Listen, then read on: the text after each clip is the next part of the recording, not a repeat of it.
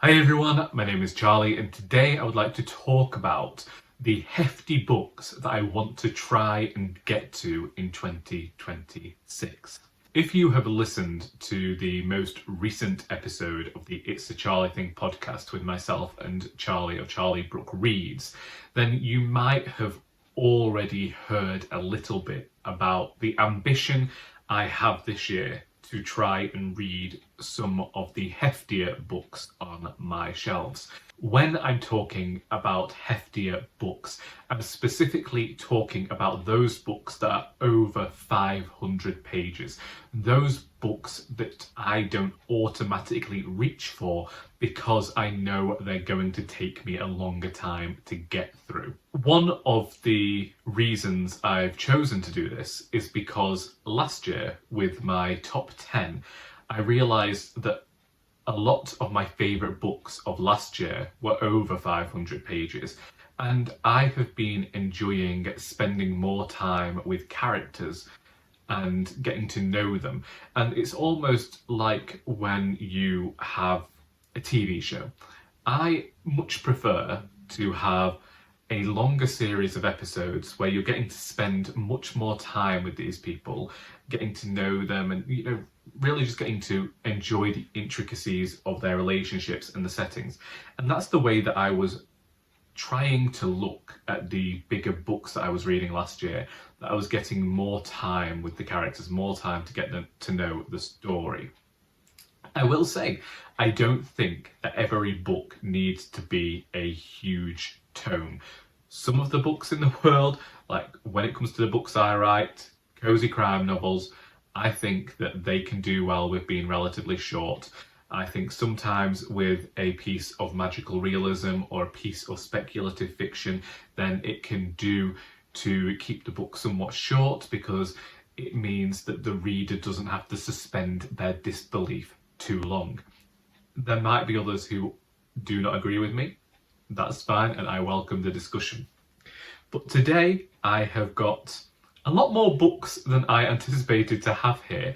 Originally, I created a list of 10 books, and I spoke about a few of them in that episode of It's a Charlie Thing, which I will leave links to in the description. However, you can also watch the video version here on YouTube, and I will link to that also. But after that episode, and after speaking to Charlie, I made some omissions from this list. I have wanted to read John Steinbeck for a very long time. He is an author whose works I rather liked when I was a teenager. I still talk about that Easter holiday when I went lambing with my dad, and you're sat in a field a lot of the time waiting for sheep to go into labour or check whether they're in distress. And these were those brilliant spring days when everything feels like it's slowed down. It's not too hot. It's a bit like that line out of Miss Congeniality. And I was sat in the front of this Land Rover reading John Steinbeck, and it felt incredibly evocative. And I have wanted to go back to Steinbeck ever since. I've had the opportunity. I own the books. I own 2 copies of East of Eden, but it seemed to be a bit contentious, and I decided I didn't want to deal with that contention right now. If I'm going to read Steinbeck, I'll get to Steinbeck. Let's get started with the list, because I could talk much and more about why I am going to try and get to these books this year. I will add that originally I chose 10 books because I thought that was a good number. It's about 1 a month from where we are now, and I've already read 1 hefty book this year. I will start with the books that should come as no surprise, that are continuations of series that I am in the middle of. I'm not really in the middle of this first series, but it is Marking Time by Elizabeth Jane Howard, which is the second book in the Cazalet Chronicles. All of these books tend to be over 500 pages, and I intend to try and read the entirety of the series this year. I just brought this one along to show you, which already means that this list is at 4 books. I really enjoyed what I read with The Light Years last year and would like to continue that. One of our volunteers has read the first 4 books of 5 and said that the first 3 she really enjoyed and she was invigorated. She wonders if reading the books so quickly one after the other is what led to her feeling tired of the story by the end, which I understand. You spent 1,500 pages with these people by that point, and to do it one after the other, you might grow tired of their schemes and plotting and everything by the time you get to the end of it. So I do think that should I read the entire series this year, which I hope to, then I will space the books out significantly enough that I don't feel tired of the characters, and I'm always glad to return to the world. The next book is the 5th book in the Wheel of Time series by Robert Jordan, and that is The Fires of Heaven, which is considerably shorter than the last book, and I'm happy about that because at 900 plus pages last time, I found myself feeling a bit disconcerted and like, could you get to the point please? I'm hoping that I've left enough time since I read that book that I'm going to go through this one feeling a lot better and like I want to see how the characters are getting on. But I'm also sure that my favourite character, the one I kept waiting to turn up in the last book, isn't in this one. So we will see. Unfortunately, the backs of these books don't actually tell you anything about what's going on within the pages. And then I have the final 2 books in the Book of Dust trilogy by Philip Pullman, which are The Secret Commonwealth and The Rosefield, and I plan to read both of these. I'm hoping to do so earlier in the year because I just finished The Amber Spyglass a fortnight ago and I don't want to leave it too long whilst I am still in the mood. I don't actually know what these books are about. I don't know how it's going to continue, given I feel like The Amber Spyglass had a very definitive ending and Philip Pullman worked rather hard to wrap everything up within that tale. I can see that there were maybe a few threads with stuff that the church had been doing and that we'd learned of at the end of that series, but I'm interested to see where it goes. I read the first Book of Dust book years ago and I didn't care for it, and that was because it was a prequel and I felt like I knew where all of these characters were going. Should I reread that book before going into these 2? If anybody has read the entire series or read that book and then gone on to finish these books, do let me know because I don't know whether I need to reread that one before going into these. And then we have books that have previously appeared on TBRs in the past and that I probably should prioritise. Little Dorrit by Charles Dickens. I did an entire video where I said you choose what Dickens I read next, and I did First Line Battles and Little Dorrit won, and then I read Barnaby Rudge instead. And you know, Barnaby Rudge was the right Dickens for me to read last year, but Little Dorrit is still there, and I once got 250 pages into this book before putting it aside, and I really think that I need to try and get this finished this darn year. We have 1Q84 by Haruki Murakami, which I can't tell you how many lists and TBRs this has been on. When I was trying to read every single book from my shelves 2 years ago, this appeared probably on TBR every single month. I haven't got around to it. This one's even broken up into 3 separate books so it can make it easier for you to read. Have I got to it? Are they like? But also, I keep saying I want to get to these early in the year, and that is an impossibility for me to read them all at the start of the year. I'm going to have to pace myself, I know that, but I do feel like there are certain ones I need to prioritise given how long they've been on my shelves. Does that make sense to anybody? 1Q84, I imagine, is going to be incredibly surreal, and I think features an alternate reality. Other than that, I don't really know much about it. But I do know that people who enjoy Murakami enjoy this work and call it his masterwork. So we will see, as we will see with all of these. And now we get to the books that I am reticent about. These are books that I have been meaning to get to for years, and I haven't done so, and they've continued to languish on my shelves. This first one is not the original copy that I owned of this book, because a friend loaned me her copy and really wanted me to read it.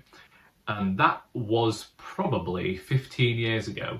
And after a few months, I just gave it back to her and pretended I'd read it. I know nothing about this book, but after reading The Magician by Toybin, which is about the life of Thomas Mann, I wanted to read some of the works of that author, and then I remembered this book, The Magic Mountain. As I say, my friend wanted me to read this one and I haven't.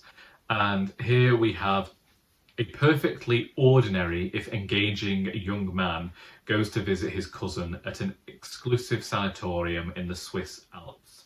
And what should have been a 3-week trip turns into a 7-year stay. And apparently it is a beautiful, feverish account of obsessive love. That comes from Jonathan Coe for The Guardian. I can always DNF.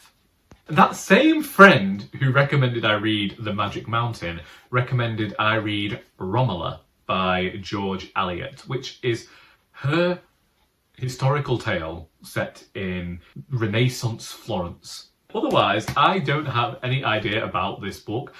I have struggled to read George Eliot in the past. I had to read her for 6th form and just read excerpts in order to write essays. I don't know how I'm going to get on with this one. I want to read it because, as I say, this friend recommended it to me, and that was all because I said I wanted to visit Florence. And I'm pretty sure that a lot of people who go to Florence never read Romola or knew about the book or had any intention of going. And also it's probably a bit of an odd one to have as your first George Eliot. The first line of the blurb calls this Eliot's most ambitious and imaginative novel at 583 pages. Who can worry? And then we have 2 books that people are trying to get me to decide between the 2, and I'm like, no, I'm going to read both. That's the whole intention of them being on this list. But again, I have avoided reading them. Basically, I have Anna Karenina and War and Peace, both by Leo Tolstoy.